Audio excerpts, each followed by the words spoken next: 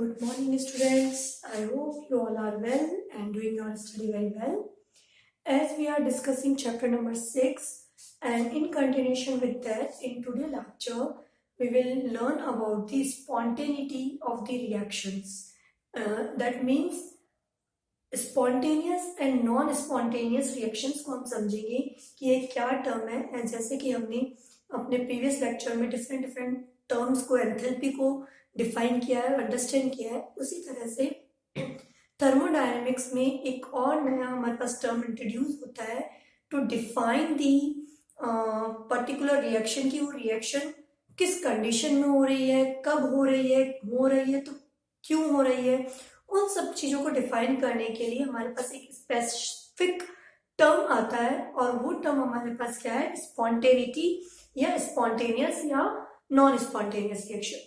As we see in our daily life हम बहुत सारे कुछ ऐसे रिएक्शंस देखते हैं कि कुछ रिएक्शंस तो ऐसी हैं कि वो बहुत विदाउट एक्सटर्नल फोर्स, कि हमने उनको कुछ एक्सटर्नल फोर्स नहीं दिया है या हमने उनके ऊपर कोई वर्क नहीं किया एक्सटर्नल, फिर भी वो रिएक्शंस जो है वो क्या हो रही है, प्रोसीड हो रही है। जैसे फॉर एग्जांपल हम बात करें कि हीट का जो ट्रांसफर है from its higher temperature to lower temperature, यानी कि हाई हीट से लो पर ही क्या होता है, हीट का ट्रांसफर होता है। ठीक है, इसके लिए हमें उस पर्टिकुलर सिस्टम पे कोई एक्स्ट्रा वर्क या एक्स्ट्रा एनर्जी नहीं इनबिल्ड करनी पड़ रही है, एक्स्ट्रा एफर्ट्स नहीं देने पड़ रहे हैं कि वो हॉट बॉडी से कोल्ड बॉडी पर हीट का ट्रांसफर हो। इट इज ऑटोमेटिक प्रोसेस, हम एक तरह से ये बोल सकते हैं।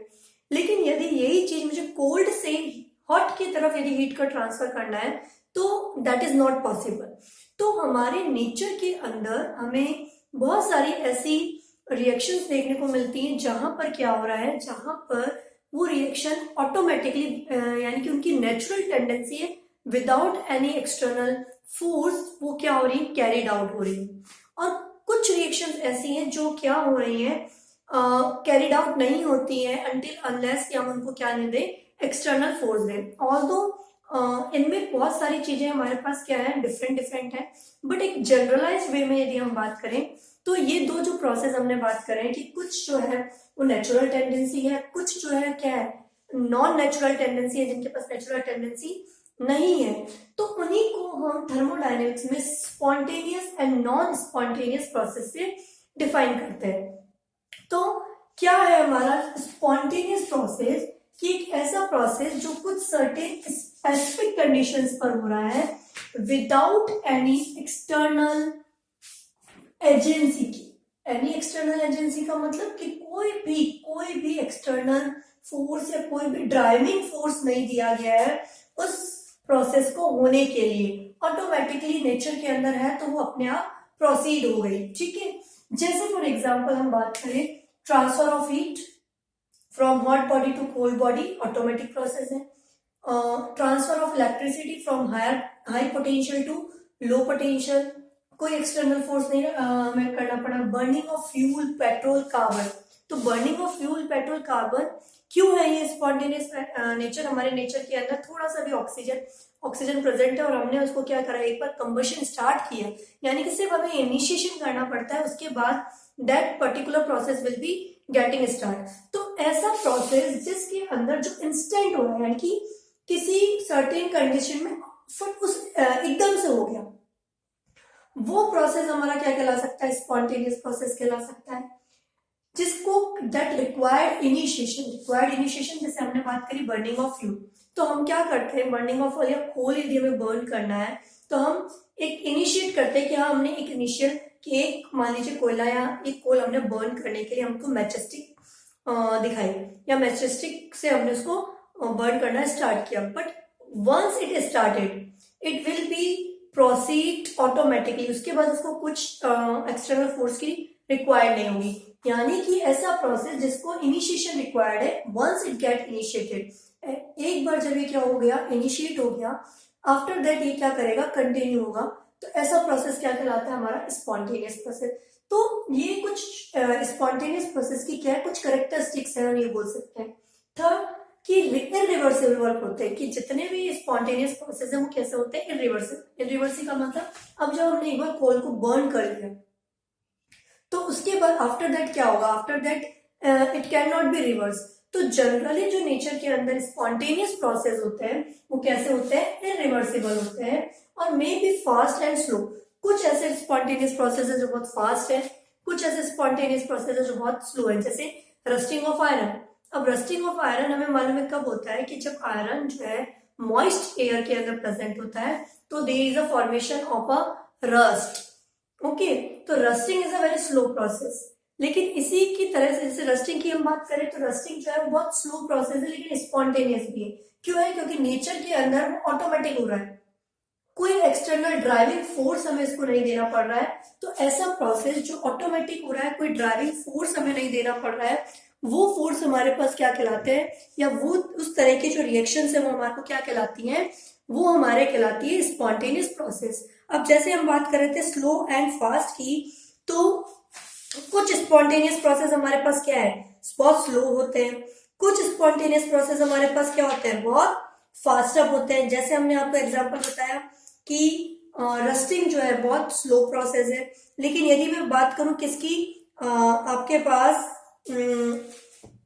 फास्ट प्रोसेस की, कि फास्ट प्रोसेस कौन कौन से हो सकते हैं, तो मान लीजिए हम बात करें बर्निंग ऑफ कोल, एक फास्ट प्रोसेस है, ठीक है। तो स्पॉन्टेनियस प्रोसेस में भी slow, may be fast, but उनकी कुछ सर्टेन कंडीशंस है। क्या क्या कंडीशन है, ये कंडीशंस, ठीक है। और एक ऐसा प्रोसेस जिसको किसी भी कंडीशन में या किसी भी चीज में, यानी कि वो अपने आप डज नॉट अकर इटसेल्फ, वो अपने आप तो कभी होगा नहीं, यानी कि उसके पास there is a not natural tendency, उसके पास ऐसी कोई भी नेचुरल टेंडेंसी नहीं है कि वो क्या हो, ऑटोमेटिकली इटसेल्फ वो स्टार्टेड हो जाए या इटसेल्फ वो प्रोसेस स्टार्ट हो जाए और पर्टिकुलर रिएक्शन जो है वो कैरिड आउट हो जाए। तो ऐसा प्रोसेस क्या कहलाता है, नॉन स्पॉन्टेनियस प्रोसेस। जैसे डिकम्पोजिशन ऑफ वाटर, अब वाटर रखा है, रखे रखे नेचर के अंदर it will not decompose into the hydrogen and oxygen. तो डिकम्पोजिशन ऑफ वाटर के लिए मुझे एक्सटर्नल हीट देनी पड़ेगी, या तो मैं इलेक्ट्रोलिसिटी दूं, इलेक्ट्रोलाइसिस करूं, या फिर थर्मल हीट दूं, यानी कि हीट दे। यानी कि कुल मिला के मुझे यदि डिकम्पोजिशन ऑफ वाटर करना है तो उस कंडीशन में मुझे इस प्रोसेस को करने के लिए मुझे क्या करना पड़ेगा, हमें कुछ ड्राइविंग फोर्स देना पड़ेगा। नेचर के अंदर या नेचुरल प्रोसेस जो है the water can not be decompose automatically या इटसेल्फ। तो ऐसा प्रोसेस जो नेचर के अंदर ऑटोमेटिकली नहीं हो रहा है, इटसेल्फ नहीं हो रहा है, उसके पास नेचुरल टेंडेंसी नहीं है, ऐसा प्रोसेस क्या कहलाता है, नॉन स्पॉन्टेनियस प्रोसेस कहलाता है। तो this is all about the spontaneous and non spontaneous process.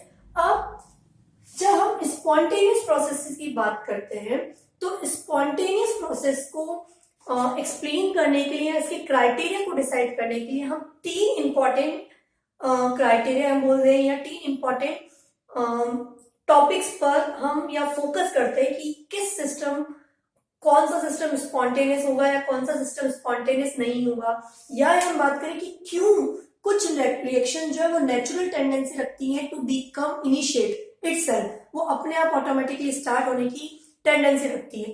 तो नेचर में ऐसा क्यों हुआ है, ठीक है। तो स्पॉन्टेनियस प्रोसेस को हम तीन टर्म्स के अंदर हम डिफाइन कर सकते हैं, तीन क्राइटेरिया लिखे उसको और अच्छे से एक्सप्लेन कर सकते हैं। पहला जो टर्म है that is requirement of minimum energy. Minimum energy कि हमें मालूम है कि कोई भी सिस्टम जो है या कोई भी प्रोसेस जब भी हो रहा है तो हमें मालूम है कि वो अपनी मिनिमम एनर्जी स्टेट को गेन करना चाहता है। तो पहला हम जब इसको एक्सप्लेन करेंगे, स्पॉन्टेनियस प्रोसेस को समझ रहे हैं, तो वो क्यों हो रहा है कि हम ये बोल सकते हैं कि वो अपनी मिनिमम एनर्जी को क्या करना चाहता है, गेन करना चाहता है, क्योंकि हमें मालूम है किसी भी कंपाउंड की जितनी एनर्जी कम होती है वो उतना कंपाउंड स्टेबल होता है। तो पहला हम मिनिमम एनर्जी के बाद बात करेंगे। दूसरा हम बात करेंगे इसकी एंट्रोपी से लेके कि what is entropy and how entropy explain the spontaneous process. And third हम बात करेंगे किसकी, गिब्स फ्री एनर्जी। थर्ड हम बात करेंगे गिब्स फ्री एनर्जी से कि गिब्स फ्री एनर्जी जो है वो कैसे हमें बताती है कि that particular process spontaneous and non spontaneous. The first term is minimum energy. As we know that any reaction, कोई भी रिएक्शन या कोई भी प्रोसेस यदि नेचर के अंदर हो रहा है तो क्यों हो रहा है? टू एक्वायर मिनिमम एनर्जी की, टू एक्वायर मिनिमम एनर्जी, ठीक है। तो वो अपना प्रोसेस इसलिए हो रहा है क्योंकि उसको मिनिमम एनर्जी करनी है। फॉर एग्जाम्पल यदि मैं बात करूं कंबशन